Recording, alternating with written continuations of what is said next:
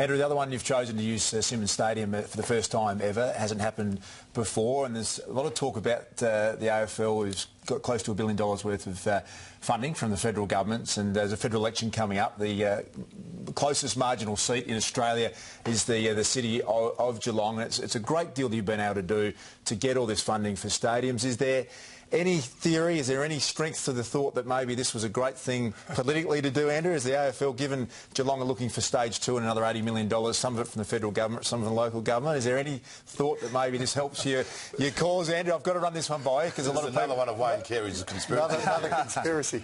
Look, the short answer is no. I mean, the actual decision for Simmons Stadium is based purely on fairness and equity. When they play 7 home games at Simmons Stadium.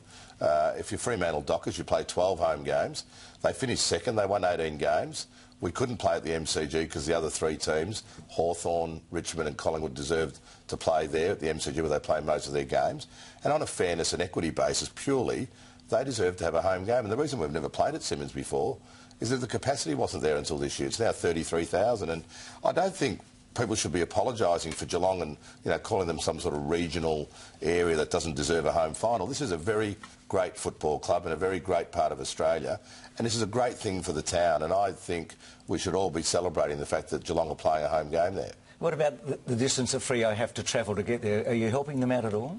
Well, they've got to travel the same distance across the Nullarbor, Bruce, except they'll be arriving at Avalon instead of Tullamarine. So that'll shorten the bus ride by about 45 to 50 minutes. So that's been organised? Yeah, we've organised a charter flight for them, which I think is appropriate. That's huge. That's huge.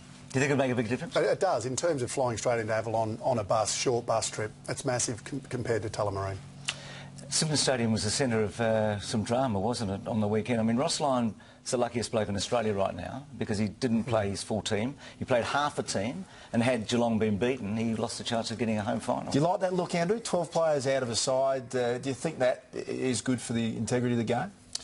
Look, I was asked this today at a press conference when we launched our finals, and I didn't want to use it as a specific reference to what happened on the weekend, but we've already flagged earlier in the year, after the Melbourne situation at the end of last year, that we do have to look at our rules and regulations around teams performing on their merit. So I don't want to direct my comments based on a reaction to what happened on the weekend, but broadly, we don't think it's appropriate for our competition to have that sort of situation happen in general, and we'll have to look at our rules and regulations around that.